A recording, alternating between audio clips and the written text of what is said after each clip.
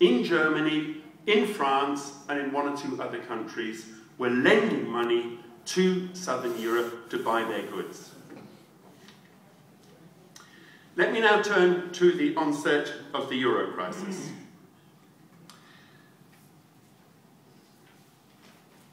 When the crisis broke in the United States in 2007 and 2008, interest rates in the different euro area countries began to diverge a little bit, not very much, but they began to diverge a little bit.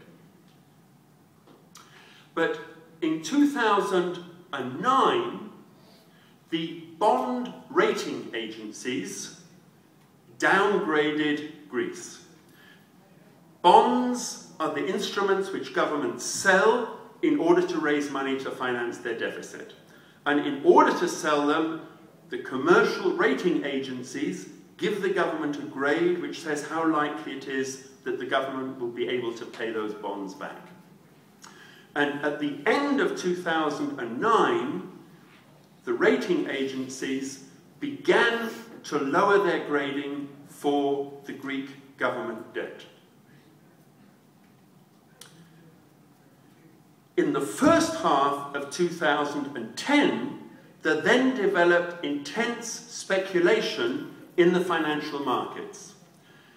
Financial institutions, including big banks and hedge funds, began to speculate that Greece would not be able to pay its debts back. And they did that by buying a form of insurance for bonds.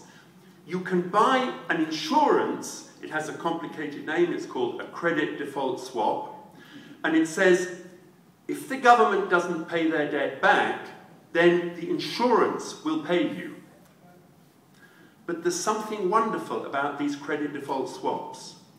You don't need to own the bond to buy insurance. So it would be as if all of you bought an insurance on my flat. A fire insurance. And if my flat burned down, all of you would get paid. And that's exactly what began to develop in the first few months of 2010. Financial investors bought this bond insurance hoping that Greek bonds would fail. The more people that bought this insurance, it pushed the price of the insurance up. And then the rating agency said, look, the price of insurance is going up. These bonds are becoming even more risky. And they got in a situation where the speculation drove the price of the insurance up. As the price of the insurance went up, it was said, this is evidence that Greece is going to fail. And eventually, as interest rates on Greek bonds went up and up and up, it was clear the Greek government would not be able to pay the market rate of interest when it needed to borrow new money in May. And that's what brought the crisis to a head. And eventually, after months of not doing anything, the euro area governments agreed to lend Greece 110 billion euros at the beginning of May. But even that didn't stop the speculation. Speculation then began against Portugal and Spain. And 10 days later, the euro area governments set up a new fund, the European Financial Stability Facility, with 440 billion euros in order to provide support for governments that were facing problems with their government debts. And since then, that fund, as I'm sure all of you are aware, has been used twice.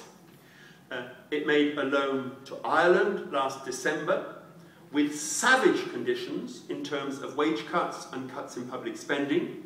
And of course, in May of this year, it lent 78 billion to Portugal, again with very, very strict conditions attached. Let me now just finish this first part of my talk by saying something about the current situation. It seems to me there are two key factors that are determining the current situation. One is what's happening in Greece. Greece has introduced massive cuts in its spending over the last year. In 2009, the Greek government had a public deficit equal to 15% of gross domestic product. They cut that last year from 15% to 10% of gross domestic product, a cut of 5% of GDP. This is a mammoth cut in public spending. It meant wage cuts of 15%, cuts in pensions, cuts in public spending, and increased taxation.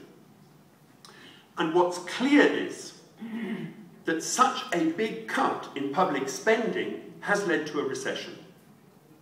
The economists of the European Union have learned nothing from the experience of Latin America in the 1980s.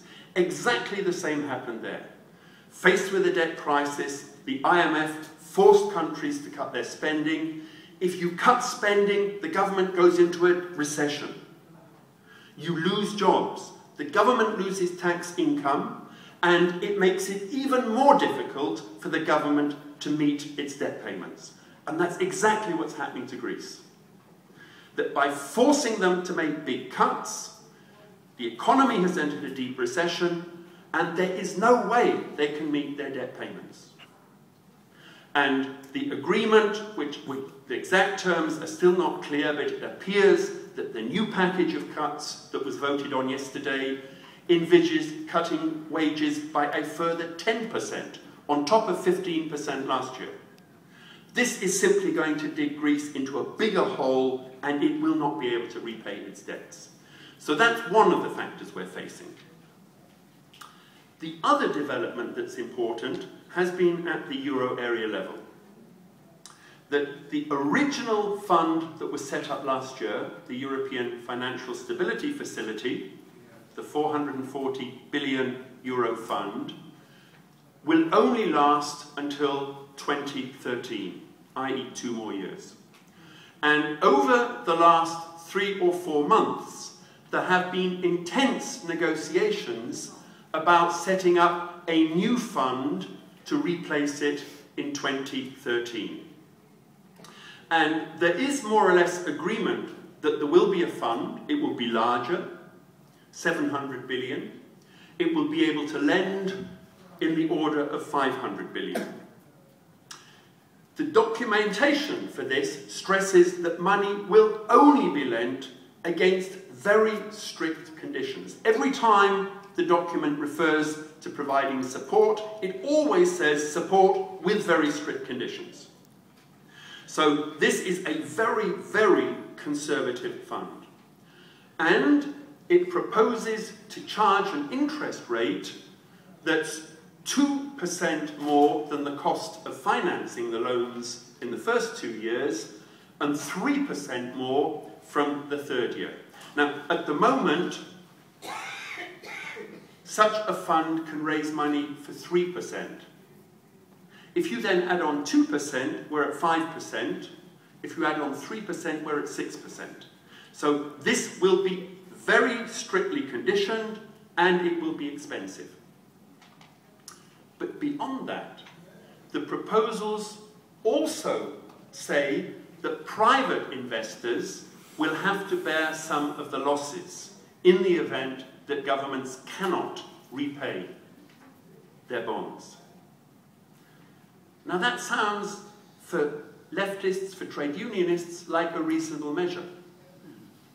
These banks, after all, are investing money, many of them are speculative, and it is right that they should bear some of the costs. The problem is, by writing it in to the new European Stability Mechanism, it has told private investors that if they buy Greek bonds, or Portuguese bonds, or Spanish bonds, they could have to finish up taking losses.